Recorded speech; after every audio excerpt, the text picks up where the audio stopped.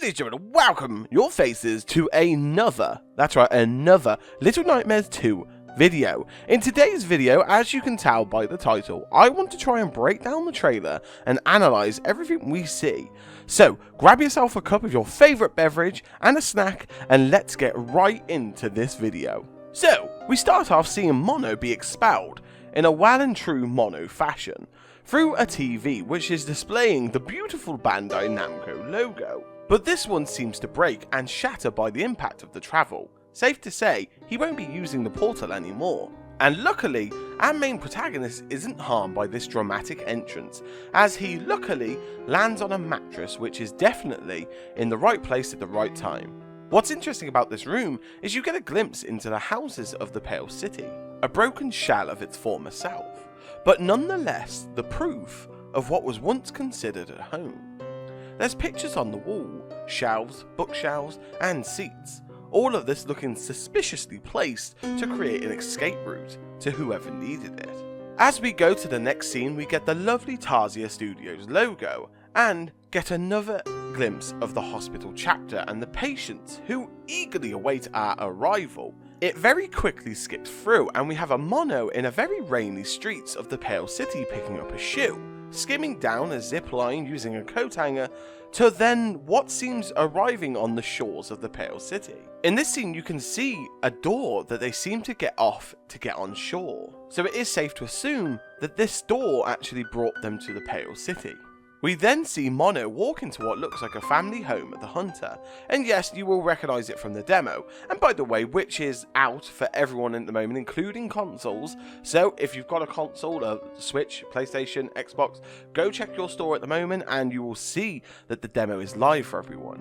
We also see Mono pushing a trolley through what looks like an abandoned supermarket. It resembles a scene from which we saw in the last trailer, where warped citizens of the Pale City seem to roam the old abandoned supermarket and chase Mono. The next interesting scene is what seems to be a man sat in his bathtub while watching TV. Now we all know how dangerous that can be. Poor Granny, gone too late. This shows just how much these people are controlled by the signal tower and impulsed to watch the TV. And then we get a quick shot of Mono blinding Six with the torch. We now see Six and Mono entering a room that seems to be for children. There's drawings all over the wall of the Thin Man, the Doctor, the Eye, and what looks like clothes, which seems to be the clothes we see that are left from the people that seem to vanish. Books on shelves and toys. At this point it would be safe to assume that this could well be set in the hospital, as we see a bear that Mono seems to pick up and shows the camera. And this bear is awfully familiar to the bear we see in the trailer that has the key inside it from the X-ray room. Also note that Six has her yellow raincoat, which means it's a bit further into the game. Here we see Mono and Six using the awesome game mechanic that makes Little Nightmares so unique. Mono and Six needing to help each other to progress further. It's so strange to see Six needing help, as we're so used to being able to see her roam as a free ranger. Then this moves and shows what the other part of the hospital chapters look like, and for instance this section is the morgue, and yet again Mono being the one who goes first, while Six is just like the demo seems to stay behind and wait for Mono. I gotta admit, Six is acting a little sus if you ask me.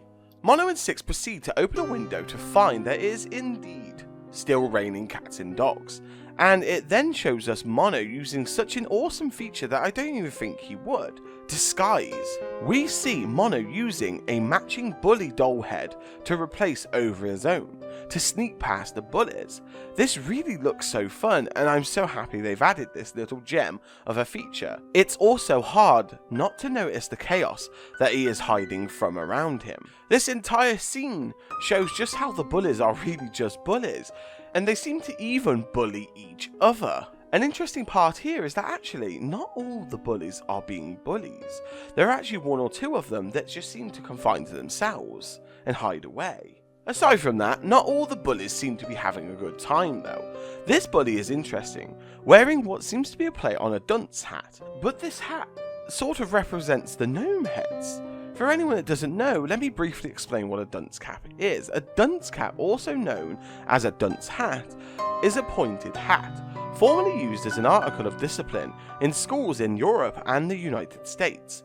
Example of behaviours which would warrant the dunce cap include throwing spitballs, passing notes, pulling hair, and I feel oddly bad for this bully, as he is tied up to a chalkboard with a rope around his neck. If you look closely, he seems to have drawn eyes and placed handprints all over the floors and chalkboard.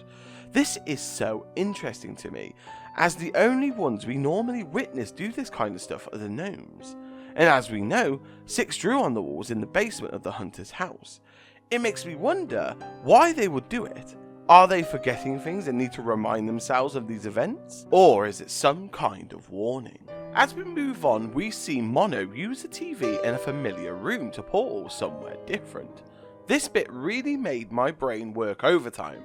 As he's pulled through this portal, we not only see so many interesting things, but the sound seems reversed. Take a listen.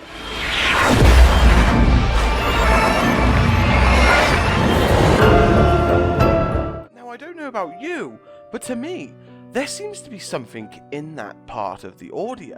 I'm going to do further research on this, but for the moment I haven't found too much to go on. Oh, and how can we forget that Mono is literally being watched by what seems to be a very realistic human eye. We've seen these kinds of eyes before in paintings around the moor.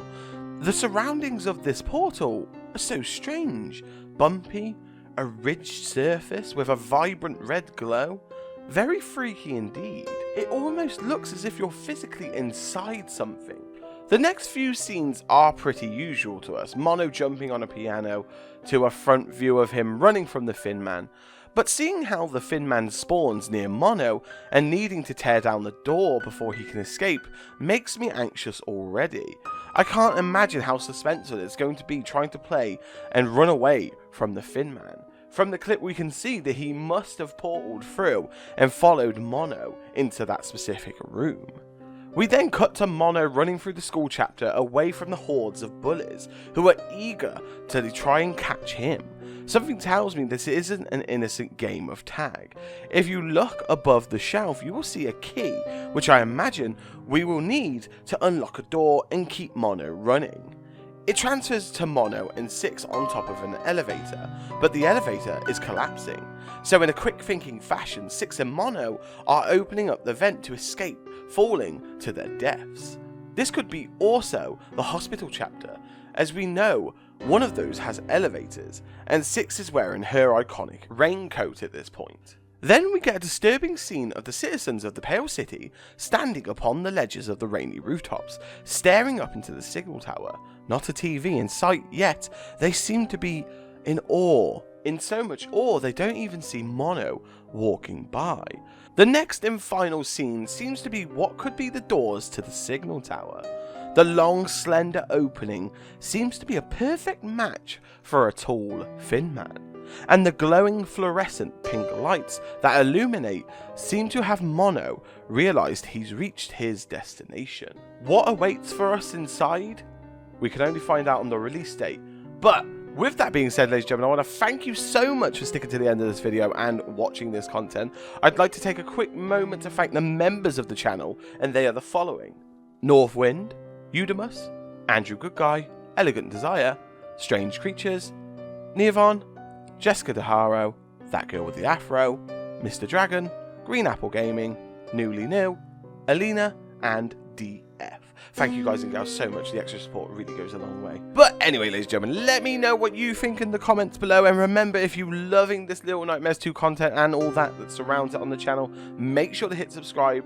But anyway, with that being said, I wish you the best morning, day, or night, wherever you are in the world. Stay safe, and I'll see you all in the next Little Nightmares 2 video. Bye.